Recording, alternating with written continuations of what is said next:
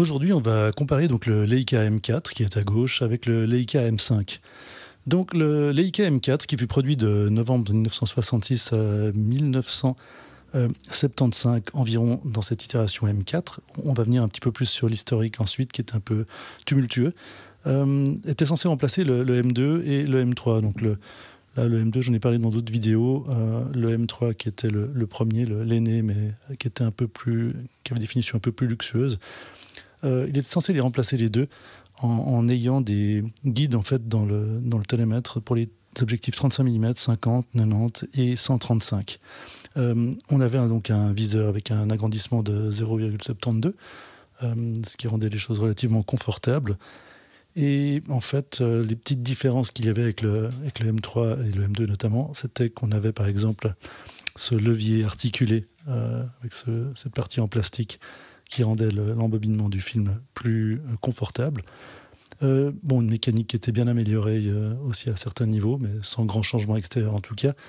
Ce levier de rembobinage du film qui permettait un confort un peu accru, contrairement à ce qu'il y avait avant, où c'était une sorte de petite molette qu'on devait monter. Je peux le montrer là, hop. Voilà, contrairement à ce système-là où on levait puis on tournait. Donc ça, c'était des grandes améliorations. Puis surtout, un système là, qui avait eu pas mal de succès et qui a continué à avoir du succès visiblement. Ce système a 3 branches qui permettent de glisser le film dedans et de très rapidement accrocher le film et de le faire de manière sûre, sans trop de complexité, qui permettait d'aller aussi relativement vite dans la manœuvre. Donc voilà, donc ça c'est M4. Principalement les différentes choses qui avaient évolué par rapport au M2 et au M3. Donc c'est un peu la combinaison des deux et des améliorations mineures. En 1900, donc on va un petit peu avancer sur l'historique. En 1971, le M5, donc qui est là, est apparu pour le remplacer. Donc c'est là où ça devient intéressant. Mais en 1977, on a eu un M4 II qui est apparu avec des coûts de production qui étaient moindres. C'était une autre manière de le produire, et il avait aussi un système d'enclenchement de contact en fait électrique dans l'accroche du flash, ce qu'il n'y avait pas sur les premiers M4. Ensuite, il n'y avait pas non plus le self-timer qu'on a ici sur cette version-là. Ensuite, en 1986, est apparu le M4P, qui rajoutait en fait des guides 28 mm et 75 mm pour les optiques. Et donc ça, c'était le M4P, c'était en fait vraiment une version donc sans la mesure d'exposition qui est apparue bien plus tard, mais qui fait quand même partie de la famille des M4. Et en 1984, donc là il y a une vidéo séparée pour le M6, le M6 est apparu, qui est en gros un M4P avec la mesure d'exposition. Là qui remplaçait, qui a réuni un petit peu, tout le monde était assez d'accord sur la qualité en fait du M6 qui est devenu un classique et qui est toujours produit aujourd'hui, la production a recommencé. Donc je viens un petit peu sur le M5, parce que ça c'était un petit peu le vilain petit canard de chez Leica historiquement. Le M5 était censé remplacer le M4 avec toutes sortes de nouveautés et d'améliorations. Déjà, ce qu'on peut remarquer à prime abord, alors ça, on le voit assez clairement, il est légèrement plus grand en surface. Si je tourne verticalement, il est plus long, il est discrètement peut-être plus fin. Des grandes différences ergonomiques, en fait, la molette de vitesse, qui dépasse, qui rend les choses, à mon goût, plus pratiques. Donc, soit on aime, soit on n'aime pas ce M5. Toujours ce système articulé, le contact au niveau du flash, les hasards ici. Vraiment un changement de l'ergonomie et de la forme du boîtier.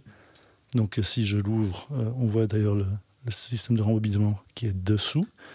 Si je l'ouvre, on avait ce système d'attache rapide. Donc, même chose, un petit peu amélioré. Donc ça, c'était aussi le dernier boîtier qui a été entièrement fabriqué à Wetzlar, manuellement, donc avec une fabrication vraiment artisanale de qualité. Hop, voilà. Donc, comme je le disais avant, le boîtier est quand même relativement plus...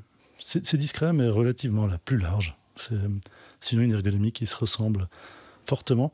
Mais grosse différence avec le M5, c'est qu'il avait une mesure d'exposition.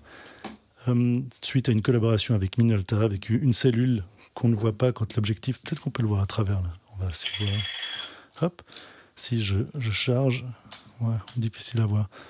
Mais en fait, une cellule se déplace, vient se mettre devant et fait la mesure et propose dans le viseur 2 aiguilles qui permettent de synchroniser la mesure d'exposition et la proposition d'exposition avec le temps. Donc le M5, le voilà, donc un petit peu mal aimé.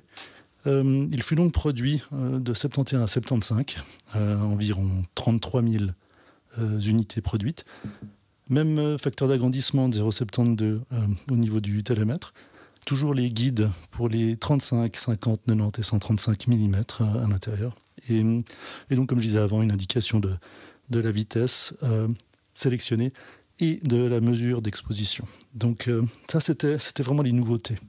Le M5 pouvait aussi faire une double exposition, on pouvait désenclencher en fait l'avancée. Mais par contre, le fait que le panneau de dessous était différent, tous les éléments que l'on pouvait trouver, les accessoires, notamment la motorisation, n'étaient plus utilisables. Et une grande chose qui a un petit peu plombé aussi cet appareil, c'est cette cellule en fait, de mesure qui se mettait devant, ne permettait pas de mettre des lentilles qui étaient un peu plus profondes, ou ces lentilles collapsibles qui sont télescopiques, parce qu'elles venaient abîmer la cellule qui était derrière. Donc ça, c'était un petit peu un problème aussi par rapport à l'adoption de ce nouvel appareil par le public Leica qui était déjà assez conquis à la forme et à l'ergonomie de l'ancien. Dans les versions du M5, il y a eu principalement cette version que l'on voit là. Là, j'ai mis un panneau argenté sur un boîtier noir. Bon, voilà. Petite différence, une petite customisation pour moi. Le panneau de pile est là. En fait, il y a eu aussi une version... On avait aussi les accroches, évidemment, pour les lanières qui étaient sur le côté ici. Et par la suite, ça c'est quelque chose qui avait été un peu décrié, une version plus tardive est apparue avec les 3 accroches, une accroche un peu plus traditionnelle de ce côté ici, pour permettre à ceux qui voulaient vraiment avoir une accroche plus habituelle, comme sur les anciens M. Mais donc un flop qui fit que la production s'arrêta en 1975. D'abord, il y a eu une petite version, une petite interruption en 1972, mais qui était très brève par rapport à la production. Puis ensuite, le remplacement finalement par le M4-2, suite à la demande générale du public d'avoir l'ancienne ergonomie.